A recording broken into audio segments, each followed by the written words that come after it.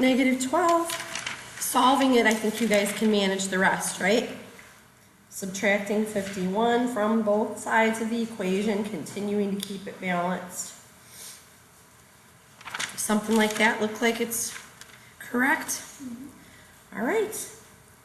That's the first one. The next one you guys did, or next one we're going to do, is number 3. All right, Miss Cat, what do you think we're going to do here? If a number is increased by 28, the result is 7, what's the number?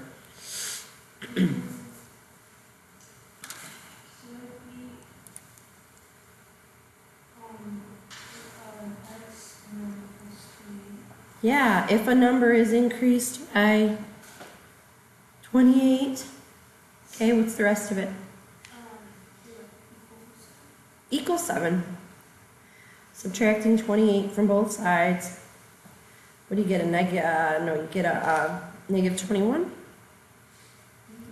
Good. All right, Jay, number 5.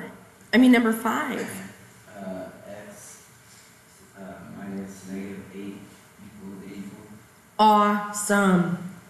If negative 8 is subtracted from a number, Jay saw it. That is so awesome. The result is 84. By the way, what does that mean to us, this negative 8? Yeah. Good.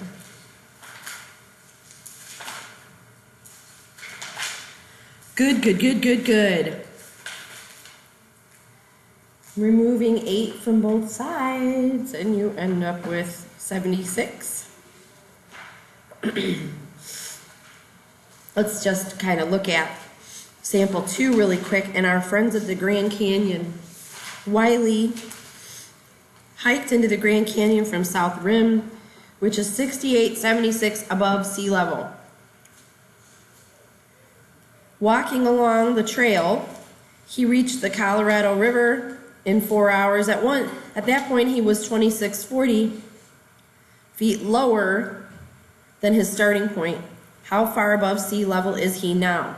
All right, please take a look at their fantastic artwork they have for us on page 99. Notice they give you all kinds of superfluous data. Do you care how long it took him to get there? No. Do you care about the actual distance from of the trail, the 7.8 miles? Do you care about that even? No. You're absolutely right. All they say, all you care about is the fact that he started here, which was that level, and ended here, which we don't know the new sea level, the new level, but we do know that it's 2640, lower than that.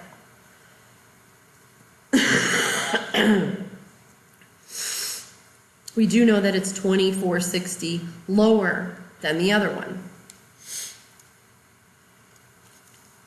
So you can say to yourself, the elevation where he is now added to the 2460 of drop is equal to the overall total of 6876.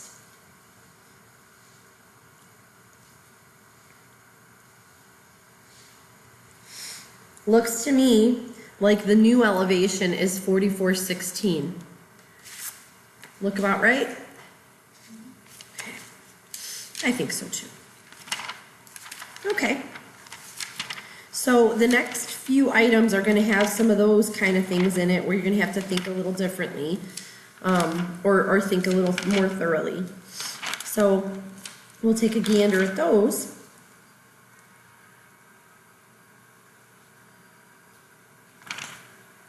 Real quick, we're going to do 7 and 9.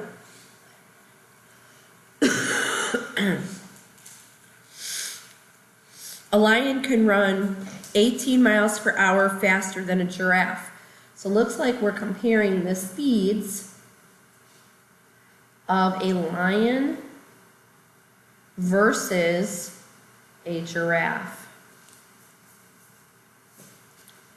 Knowing those two facts, knowing that the lion is running 18 miles per hour faster than the giraffe, how do we set up an equation that allows us to solve the rest of the question, which is, if a lion can run 50, how fast can a giraffe run? So first of all, comparing these two, if giraffe runs G miles per hour, how fast does lion run? Good.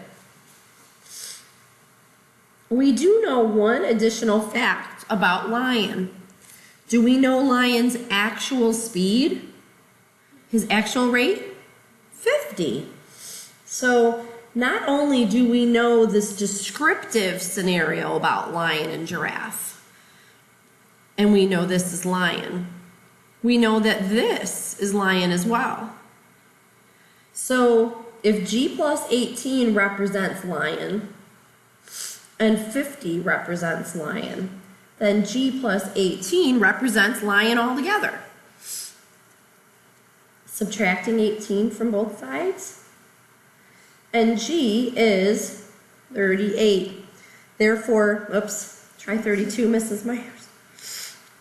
Therefore, giraffe can run 32 miles per hour.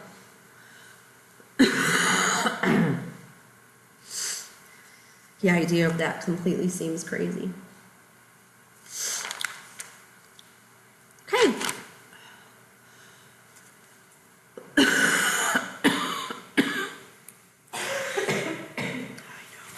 Number 9.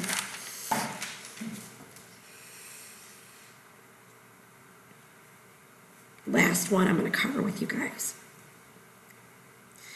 The desert temperature rose 25 degrees between 6 a.m. and noon. So from here to here, it rose, lost my place, 25 degrees.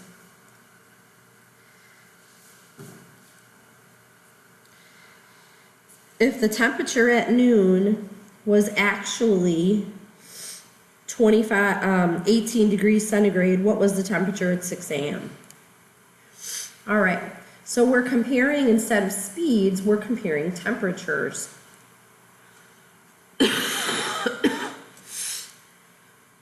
We're comparing an early one to a late one. I don't know anything about the early temperature, but I do know that the noon, what? What do I know about noon versus 6 a.m.? It rose 25 degrees. Very good. I do know that it rose 25 degrees. I also know an additional factoid about noon. I know that at noon, it was 18 degrees Celsius. I do know that at noon it was 18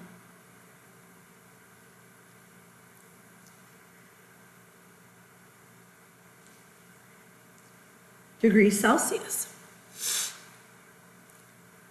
What was the temperature to start off at 6 a.m.? So I know 2 pieces of detail about noon. Noon is early plus 25, and noon is 18. The sum of those things, or they equal one another, I should say. Those 2 things equal one another. This represents noon, this represents noon.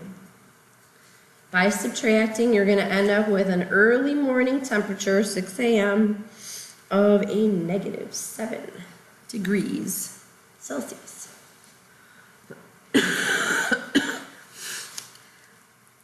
Not too bad, right, guys?